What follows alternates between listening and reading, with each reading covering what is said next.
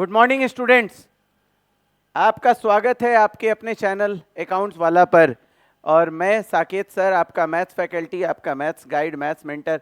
यहाँ पे हम लोगों ने शुरुआत करी है आपके लिए सफलता टेस्ट सीरीज और आज उसका पहला दिन है, डे 1। और ये टेस्ट सीरीज क्यों रखा गया? क्योंकि आपको ये 100 आउट ऑफ 100 के लिए जो तैयार करने की मुहिम है जो हम लोगों ने स्टार्ट करी है, जो आपको फाइनल एग्जाम से पहले पूरी तरह तैयार कर देना, और वो यहाँ पर हम लोगों ने स्टार्ट किया, जिससे हर बच्चे को छोटे छोटे हर सब्जेक्ट के अगर 10 MCQ सॉल्व करने की आदत पड़ गई तो आपके बोर्ड एग्जाम्स, कॉम्पिटिटिव एग्जाम सारे में आप बहुत आसानी से अचीव कर पाओगे। तो आज हम लोग डिस्कस करेंगे अपने क्वेश्चंस को कि कैसे हम सॉल्व करते हैं। क्वेश्चन है, if A is a symmetric matrix then, अगर ए एक सिमेट्रिक मैट्रिक्स है तो क्या होगा? तो हम लोग बच्चों जानते हैं कि सिमेट्रिक मैट्रिक्स उसको कहते हैं, A is called symmetric if A dash is equal to A.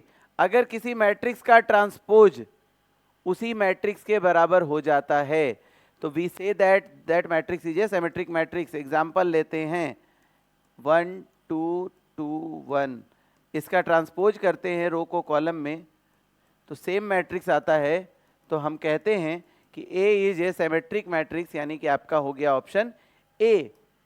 Next question पे आते हैं। एक डिटर्मिनेंट दिया हुआ है यहाँ पे और यहाँ पे then x is equal to, sorry यहाँ प्रिंट टाइपिंग मिस्टेक हो गया, यहाँ पे 4 है। हाँ चलो अब देखते हैं। तो बहुत सिंपल है, दोनों डिटर्मिनेंट को सॉल्व कीजिए, इक्वेट कीजिए।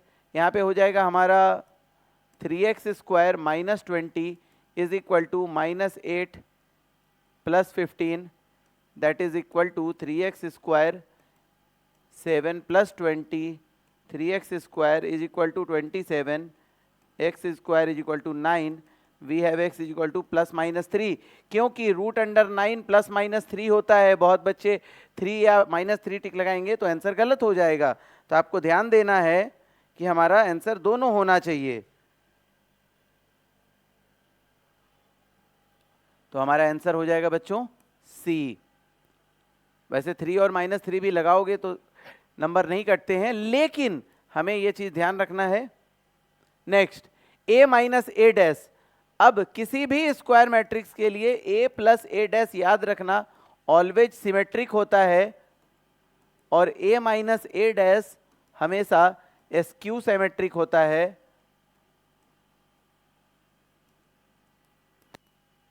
तो हमारा ऑप्शन हो गया यहाँ पे बी, क्योंकि किसी भी मैट्रिक्स को अगर हम उसके ट्रांसपोज से सब्ट्रैक्ट कर देते हैं स्क्वायर मैट्रिक्स को तो वो सिमेट्रिक स्क्यू सिमेट्रिक बन जाता है, और अगर ऐड कर देते हैं का क्वेश्चन आएगा तो वो सिमेट्रिक बन जाता है। तो हमारा ये ऑप्शन हो गया बच्चों B. Next, what is the value of this determinant? देखो जहां भी बहुत बड़ा वैल्यू लगे तो ज्यादातर चांसेज होता है कि आंसर 0 आएगा, लेकिन हम सॉल्व कैसे करते हैं? कोई भी रो या कॉलम ले लेते हैं, लेकिन यहाँ पे बहुत बड़े नंबर्स हैं तो इसको छोटा करते हैं।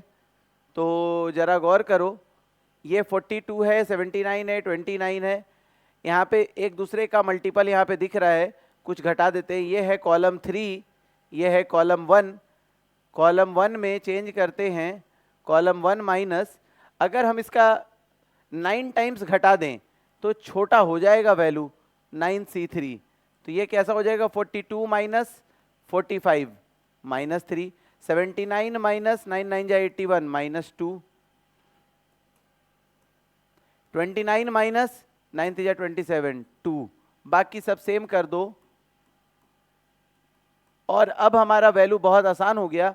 अब इसको सॉल्व कर दो किसी भी एक रो के अकॉर्डिंग, प्लस माइनस प्लस, तो -3 इंटू कितना हो जाएगा? 21 minus 45 minus 24, -2 into -6 minus 18 minus 24, plus 5 into -10 minus 14 minus 24। इसको जब सॉल्व करोगे तो आपका वैल्यू आ जाएगा 0। तो ज़्यादातर ये वैल्यू हमेशा हम लोग कैसे लेके चलते हैं? ज़्यादातर इसके आंसर्स 0 आते हैं। Now, which of the following is a square matrix?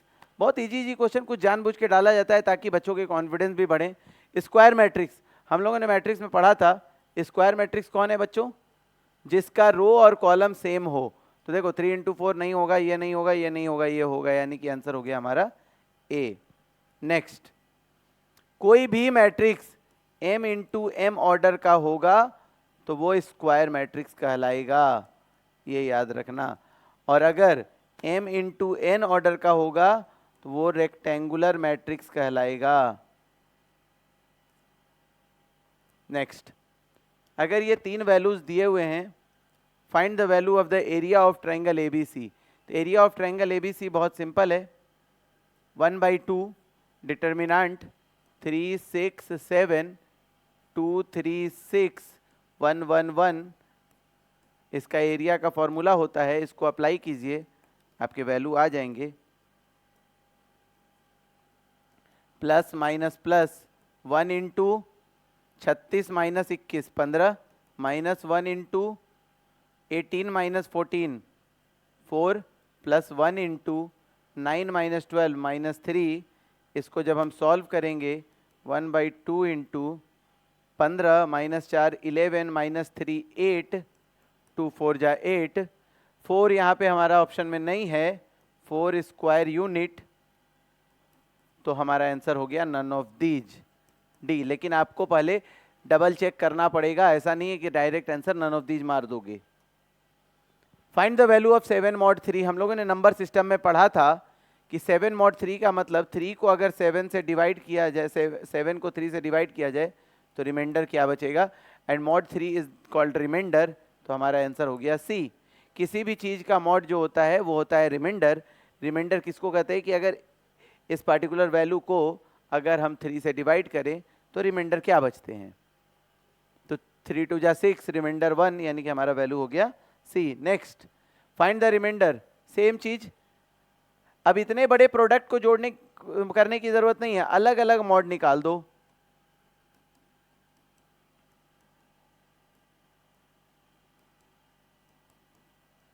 और ज्यादातर एक बार चेक करना बच्चों कि कोई ऐसा नंबर मिल जाएगा जो हो सकता है 13 से डिविजिबल हो।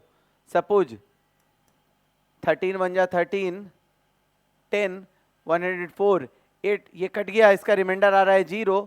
इसका रिमाइंडर कुछ भी आए, इसका रिमाइंडर कुछ भी आए, b इंटू ए इंटू 0, आंसर हो गया हमारा 0, हमारा ऑप्शन हो गया ए। और अगर अलग अलग रिमाइंडर्स आते तो हमें मल्टीप्लाई करने पड़ते और फिर उसको 13 से हम मॉड निकाल लेते, तो we will get the answer. तो इसका ऑप्शन हो गया हमारा A. Next, speed of boat in still water, देखना गौर करना, still water 7 km/h, stream is 2 km/h, down stream. Down stream का मतलब होता है पानी के धार के साथ साथ, और अप स्ट्रीम अगर पूछता तो पानी के धार के अपोजिट। तो हमारा डाउन स्ट्रीम में क्या होगा, नदी में बोट की स्टिल वाटर में जब नदी शांत है उसमें बोट का स्पीड है 7 km/h और स्ट्रीम की स्पीड है 2 km/h। अब आप सोचो अगर बोट 7 किलोमीटर की स्पीड से जा रही है और धारा 2 किलोमीटर की स्पीड से जा रही है, उसी वे में आप चलते हैं तो आपकी स्पीड क्या हो जाएगी। तो डाउन स्ट्रीम में याद रखना x प्लस वाई हो जाता है स्पीड, और अप स्ट्रीम में स्पीड हो जाता है x माइनस वाई। तो here we will get 7 + 2 that is 9 km/h, that is equal to 9 km/h, answer will be B. Next, a matrix का ऑर्डर है 2 into 3, बी का ऑर्डर है 3 into 2, ए बी का ऑर्डर क्या होगा। तो याद रखिएगा, ए का ऑर्डर अगर m इंटू एन होता है, बी का ऑर्डर अगर n इंटू पी होता है, तो a इंटू बी का प्रोडक्ट का ऑर्डर n कैंसिल हो जाता है, m इंटू पी हो जाता है। तो यहाँ पे हम उसको अप्लाई करते हैं, a का ऑर्डर है 2 into 3, b का ऑर्डर है 3 into 2। जब हम ए बी का ऑर्डर निकालेंगे तो हमारा क्या हो जाएगा बच्चों, 2 2 3 3 कैंसिल हो जाएगा, we will get the order 2 into 2। जानबूझ के क्वेश्चन में कंफ्यूज करने के लिए ये भी ऑप्शन दिया है, तो ये ऑप्शन नहीं होगा, हमारा आंसर हो जाएगा सी। हाँ, अगर बी ए पूछता तब ऑर्डर जरूर हो जाता, 2 2 कैंसिल हो जाता, 3 3 हो जाता, ठीक है, लेकिन बी ए तो पूछा नहीं है इसीलिए। तो थैंक यू सो मच, और आई होप कि सब बच्चों ने बहुत अच्छा परफॉर्म किया है इस टेस्ट में। और आगे ये पहली शुरुआत है, और यहाँ से हर वीक हम लोग इसी तरह से एक एक चैप्टर के छोटे छोटे इंपॉर्टेंट क्वेश्चंस को लेकर के चलेंगे, और इसमें कई क्वेश्चंस वैसे होंगे जो प्रीवियस ईयर क्वेश्चंस में आ चुके हैं, सैंपल पेपर्स में डले हुए हैं। आपको बस अपने क्लास में कंसंट्रेशन बनाए रखना है, फोकस करना है, रेगुलरिटी बनाई रखनी है, ताकि आप यहाँ अच्छा परफॉर्म कर सको और बोर्ड में 100 आउट ऑफ 100 आपकी एश्योर्ड है। Thank you so much, good luck.